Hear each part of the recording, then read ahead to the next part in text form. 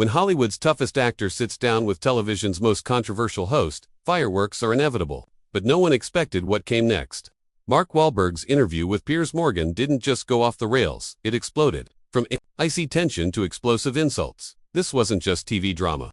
This was personal. What was meant to be a simple promo turned into national headlines. Mark Wahlberg appeared on Piers Morgan's show to talk about his latest film, maybe share a few laughs, and move on. But that is not what happened. What happened was one of the most intense, uncomfortable, and unforgettable interviews television has seen in years. From the moment Wahlberg walked onto the set, something felt off. He looked confident, yes, but there was a stiffness in his walk, like he was ready for a fight.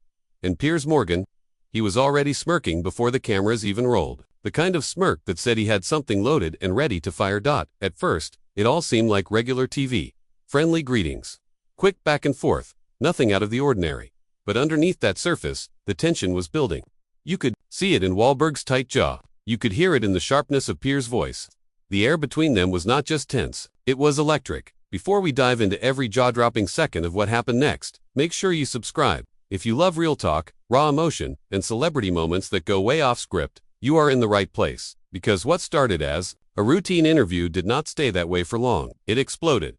Words were said that could not be taken back. Careers were questioned. Personal lives dragged into the spotlight. And by the end of it all, Wahlberg was being escorted off the set. You will not believe how fast things escalated.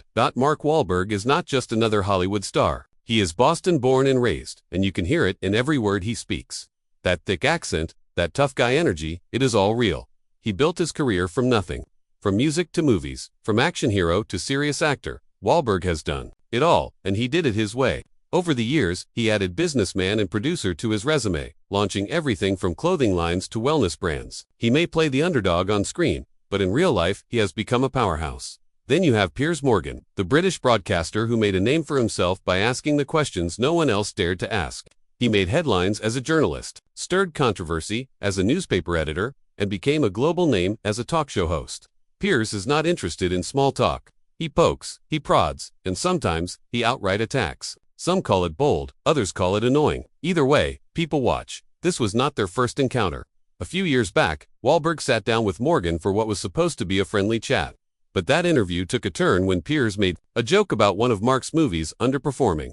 Wahlberg did not laugh. He gave him a look that said, "You better back off." And while the rest of the interview stayed professional, the tension never really left the room. So when the two agreed to a rematch, people expected sparks.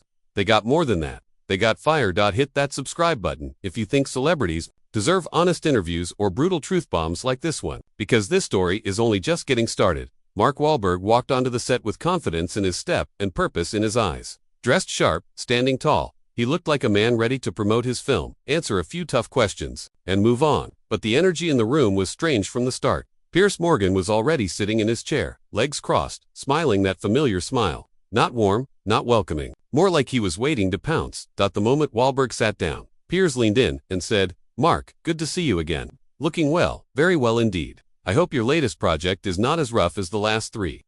There was a short pause. Then came the forced laugh. Wahlberg gave a tight smile and replied, "Thanks for having me, Piers. I see we are starting strong." It was awkward from the beginning.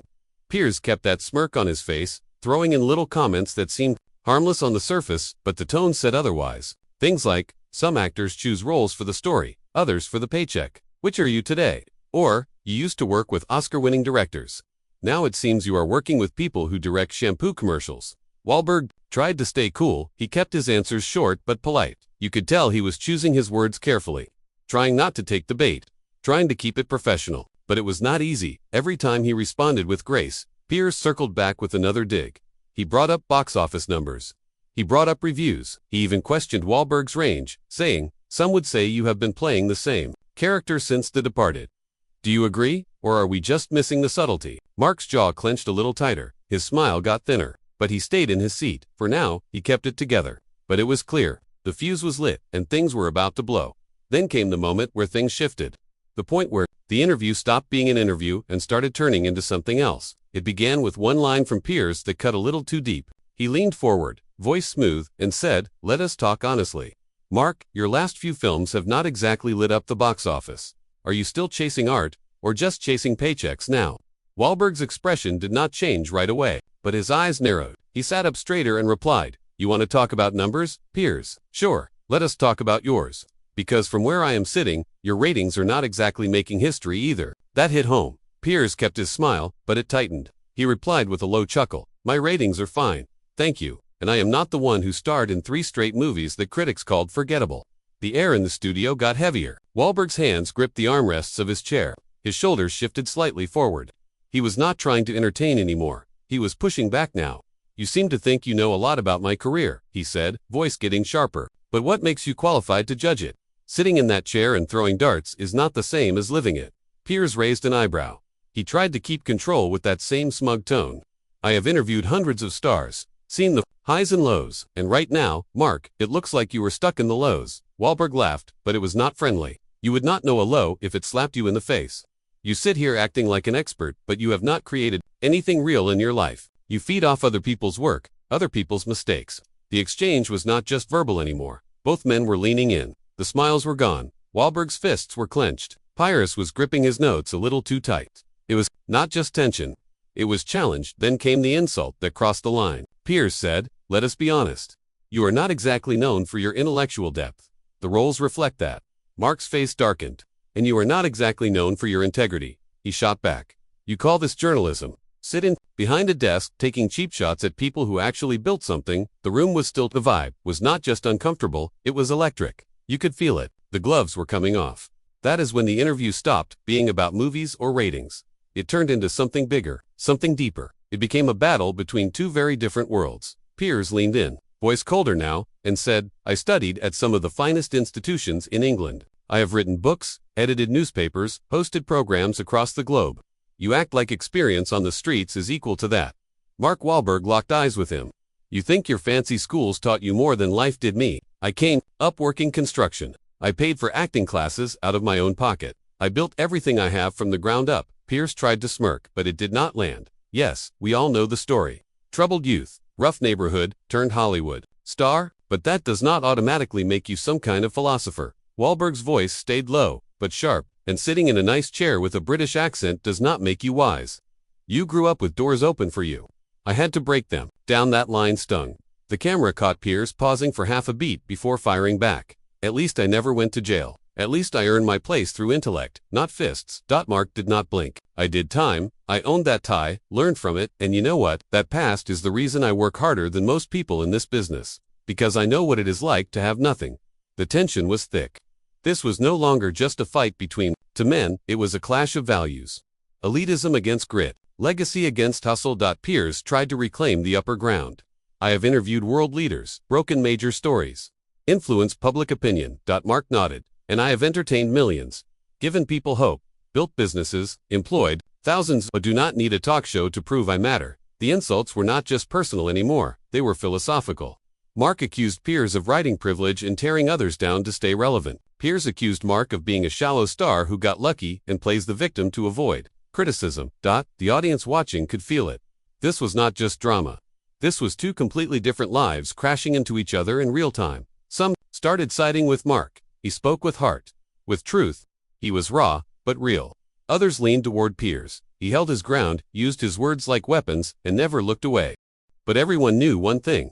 This was no longer a regular interview. This was a war, and it was only heating up. That was the moment everything shifted. Just when it seemed like the clash between Mark Wahlberg and Piers Morgan had peaked. Piers crossed a line that turned the room ice-cold. Out of nowhere. And with a tone that sounded far too casual, Piers asked, So, Mark, how does it feel to go from being a convicted felon to being invited to dinner with billionaires? Must be quite the jump. The words hung in the air like smoke. The studio fell silent. You could hear the sound of the camera motors humming.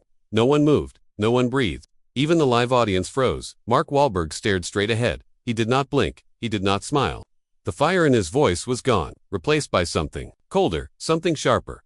He leaned slightly forward and said, What gives you the right to judge me? No yelling, no comeback joke. Just that one question. Piers, for once, looked unsure. He adjusted his suit. I am just doing my job, asking what people want to know. Mark shook his head. No, you are digging through a past I have already paid for. You think it makes you powerful to bring it up in front of the world like I should be ashamed. He paused, looked around the room, then back at Piers. I was 17. I made mistakes. I owned them. I changed. I worked for decades to be better, to be someone my kids could be proud of. but all you see is a headline from 30 years ago. Piers tried to jump in, but it is part of your story, is it not?